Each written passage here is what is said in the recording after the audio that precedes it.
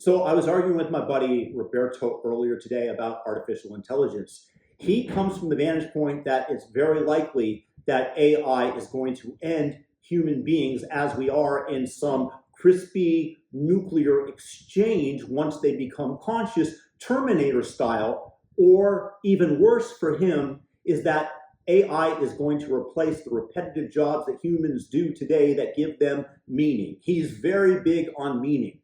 Me, on the other hand, I believe that artificial intelligence, if handled properly, can in fact free us from the monotonous jobs that we do every single day. I'm talking about folding laundry, doing the dishes, going out for groceries and returning, whatever that is for you.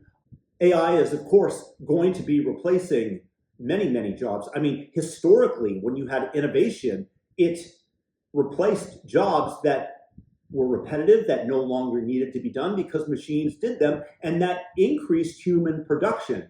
Just as an example, the Industrial Revolution, that killed all the weavers.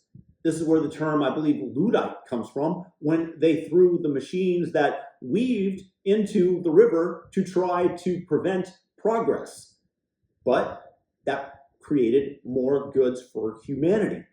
The internet, for example, that destroyed the jobs of travel agents, but it gave rise to YouTubers and to influencers on Instagram. I'm not saying that those were necessarily better jobs, but you could go ahead and book the ticket yourself. It increased the productivity overall.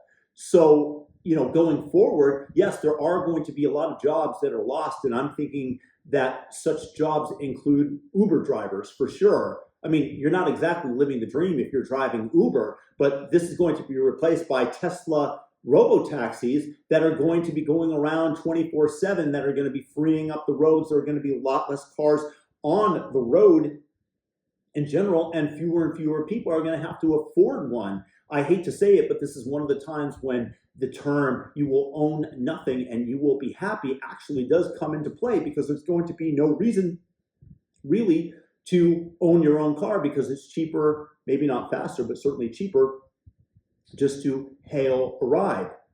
Now, in terms of how it's going to potentially destroy humanity, yeah, there is that possibility. I mean, you have to think about some eugenicist bastard like Bill Gates, building in to CRISPR how to make humans be more accommodating to those in power and more brain dead. And just as an example, I bring up the fact that he's trying to block the sun from permeating Earth's atmosphere in order to lower the temperature. It's ridiculous what some of these people come up with, but they have power. And if they have CRISPR, they might just, along with terrorists, have a race to see who can create a more virulent strain of COVID that's going to kill 80% of the problematic populations of the planet.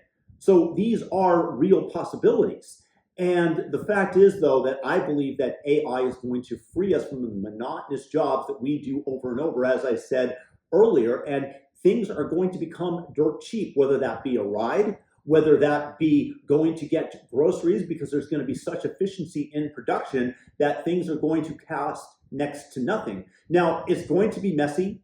There's going to be lawyers that are replaced. There's going to be people that push papers that are going to be gone. There are going to be even potentially plumbers a few years after that lose their jobs, because you have Optimus Prime, or Optimus, the Tesla robot, that's learning from YouTube videos how to fix problems. But still, this is going to increase the number of people that are going to have good plumbing. And around the world, there's going to be greater cleanliness that will lead to greater human health. So you have to consider all the positive effects as well. So the one problem that I have is that AI, if you don't get a handle on it, is going to become Big Brother's best friend. And we need guardrails to prevent this, because governments and corporations are going to turn this into like a facial recognition system that's going to hold humanity along a global leash,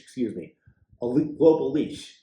And just as an example, they're already in Iran having cameras that are hooked up to an AI system that are fed images of drivers going through lights or wherever they have that camera. And if they recognize a woman using AI facial recognition that is not wearing a hijab, they send her via text a warning notice or a fine. This is what AI does. In China, they fine you and directly take away from your bank account if you do so much as jaywalks. So you can imagine an authoritarian state, a completely dystopian one, a la 1984, that's going to be watching your every single move, where if you so much as voice an opinion like, immigration is not for me, as right now they're trying to do in England, imprison these people, you're just going to be hauled off to the Ministry of Love.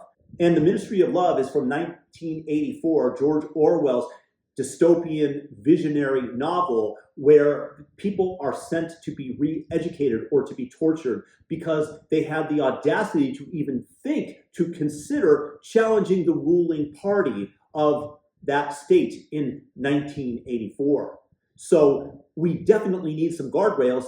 The good news is that what's her dumbass name lost the election in the United States, because had the Democrats won, they were already setting us on course for such a dystopian future. And Donald Trump and the Republicans in this case are the defenders of freedom, and we're a lot less likely to get this from them. So thank goodness for that. So we have a chance to set the laws and the parameters such that it frees us rather than enslaves us, which is a sincere possibility. And it's basically a war between rival factions like China, like Iran, like the Democrats, that want to use and wield the power of AI so that they remain in power forever, versus those of us who want individual freedoms to remain in the time of artificial intelligence.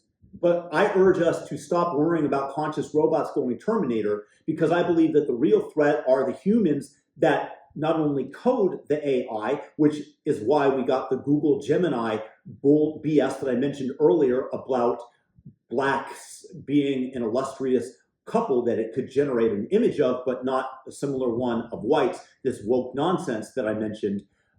And that we are going to be able, if it's coded correctly and we have the right protections, to get rid of the monotony of boring tasks that today we are forced to repeat just to exist. So let's quit panicking. Let's grab the reins of this technology and make sure to lead it to freeing us from monotony instead of chaining us to some dystopian hellscape.